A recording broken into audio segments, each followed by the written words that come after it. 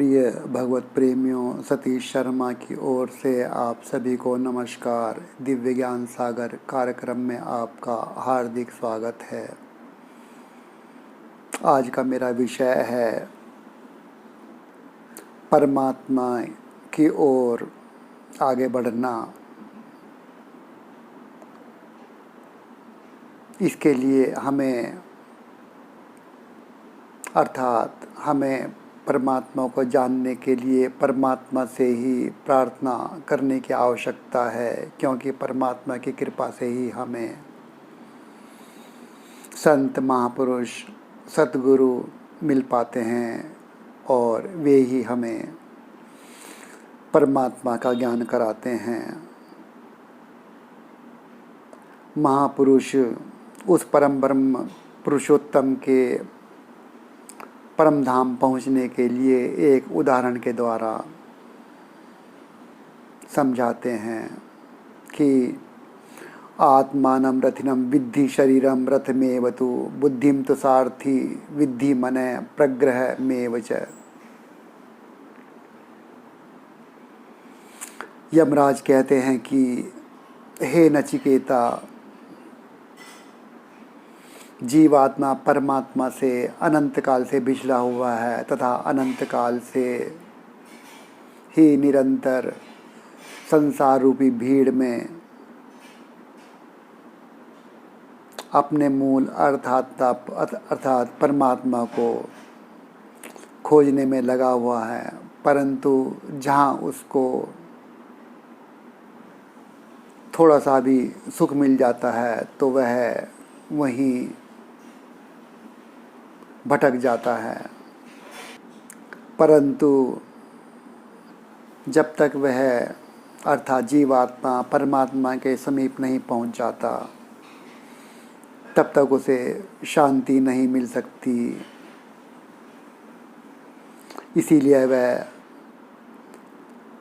इसीलिए उसके भटकने के उपरांत धोखा खाने जैसी स्थिति को देखकर परमात्मा ने जीवात्मा को शरीर रूपी सुंदर रथ दिया है और उसमें जीवात्मा को बैठा दिया है। उस रथ में बहुत ही शक्तिशाली इंद्रिय रूपी घोड़े भी जुते हुए हैं।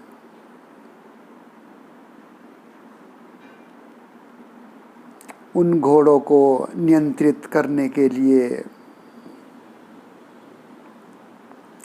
मन रूपी लगाम भी दी है और मन रूपी लगाम को एक समझदार सारथी अर्थात बुद्धि रूपी सारथी के सुपुर्द कर दिया है और जीवात्मा से कह दिया है कि तू अब अपने विवेक के अनुसार बुद्धि रूपी सारथी को आज्ञा दे, ताकि बुद्धि रूपी सारथी मन रूपी लगाम से इंद्रिय रूपी शक्तिशाली घोड़ों को भगवत प्राप्ति के मार्ग की ओर अग्रसर करता चले, अर्थात हाँकता चले। परंतु जीवात्मा शरीर रूपी रथ में बैठने के उपरांत जब रथ चला, तब वह संसार की चकाचौंध अर्थात विषय भोगों में भटक गया, जिस कारण उसने बुद्धि रूपी सारथी को निर्देश देना बंद कर दिया और बुद्धि रूपी सारथी के हाथों से लगाम भी ढीली पड़ गई, जिस कारण वे इंद्रिय रूपी शक्तिशाली घोड़े भी विषयों की ओर भागने लगे, जो अब झूठे सुख की ओर ही भागे जा रहे हैं, जिनका परिणाम दुख ही है।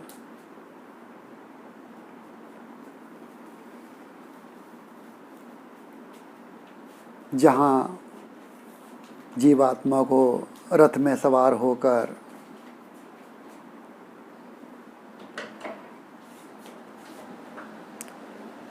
भगवान के धाम नाम रूप लीला श्रवण कीर्तन मनन चिंतन रूपी प्रशस्त पड़ावों की ओर जाना था, वहीं अब वह इंद्रिय रूपी घोड़ों के भटक जाने के कारण वह रथ भी अब गलत दिशा को जा रहा है, दुख के मार्ग की ओर जा रहा है।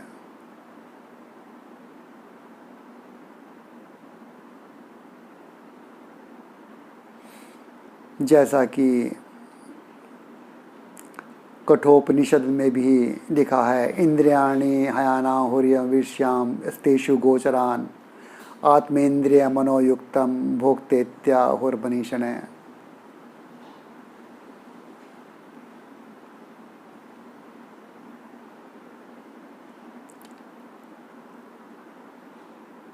इसी प्रकार की परिस्थिति दुख भोगने की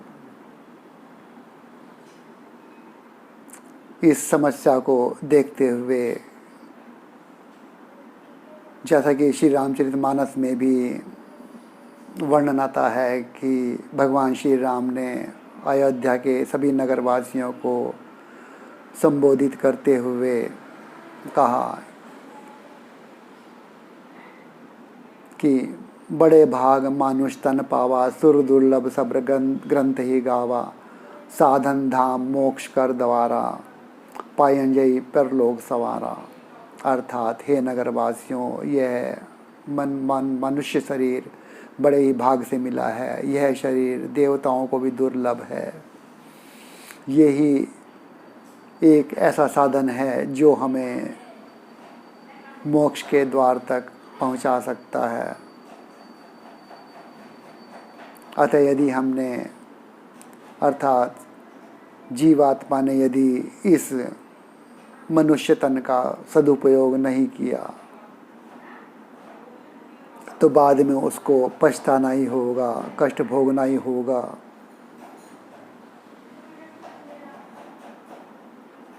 जो परत्र दुख पावही, सिर धुनि धुनि पछताही, काल ही कर्म ही ईश्वर ही मिथ्या दोष लगाई। अर्थात जब मनुष्य अपने लक्ष्य में सफल नहीं हो पाता, फिर वह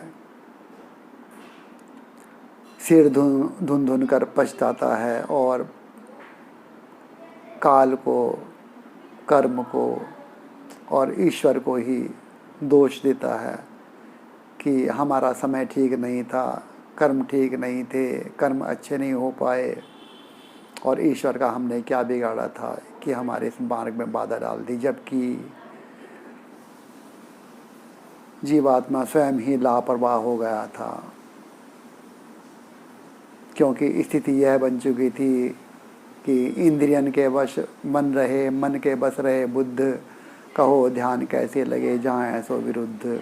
अब अंत समय में जब जीवात्मा शरीर को त्यागती है, तब उसको इस प्रकार का पछतावा, इस प्रकार का दुख अनुभव होता है, जिस प्रकार की एक छात्र अपनी कक्षा में वर्ष भर तक लापरवाही बरतता है, अपनी शिक्षा दीक्षा को गंभीरता से नहीं लेता और परंतु जब परीक्षाएं होने के उपरांत उसका रिजल्ट आता है, परिणाम आता है, तब उसकी जो मनोदशा होती है, उसके अंदर जो पीड़ा होती है, जो पछतावा होता है, वैसी ही स्थिति कुछ जीवात्मा के शरीर त्यागने के उपरांत होती है।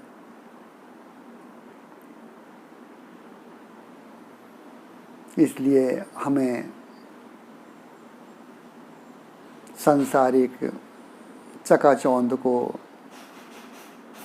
त्याग कर हमें भक्ति मार्ग पर, भगवत प्राप्ति के मार्ग पर ही चलना होगा और ईश्वर से प्रार्थना करनी होगी कि हे ईश्वर, हमें शीघ्र ही हमारे जीवन रहते ही हमें कोई संत, सतगुरु, महापुरुष हमारे जीवन में उपलब्ध कराओ या हमें उनके चरणों तक पहुँचाओ, तभी हमारा जीवन सफल होगा, अन्यथा नहीं।